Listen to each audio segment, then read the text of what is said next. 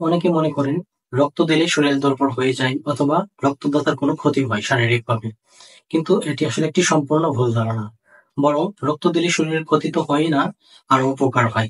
কি কি উপকার হতে পারে? রক্ত দিলে আমাদের বডি নতুন নতুন রক্তকণিকা তৈরি করে। তাহলে আমাদের পরিষ্কার রক্ত তৈরি হয় এবং রক্ত তৈরি করার যে প্রসেস সেটি বেড়ে যায়। এছাড়াও রক্ত দিলে আমাদের শরীরে অতিরিক্ত আয়রন জমতে পারে না, যে কারণে আমরা স্ট্রোক, উচ্চ রক্তচাপ, হার্ট অ্যাটাক এগুলোর ঝুঁকি থেকেও কিন্তু বেঁচে থাকতে পারি। এছাড়াও রক্তে আমাদের কোলেস্টেরল এবং লিপিড এদের মাত্রা কমায় এবং মাত্রা স্বাভাবিক পর্যায়ে রাখে। এই কারণে আমাদের কোলেস্টেরল জনিত কোনো কারণে যে সমস্ত রোগ হয় সেগুলো থেকেও কিন্তু আমরা বেঁচে থাকতে পারি।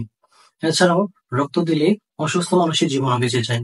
এছাড়া রক্ত দিলে আমাদের শরীরে যে ফ্যাট এবং যে ক্যালোরি এগুলো বার্ন হয়। এই কারণে রক্ত দিলে কিন্তু ওজনটাও নিয়ন্ত্রণে চলে আসে।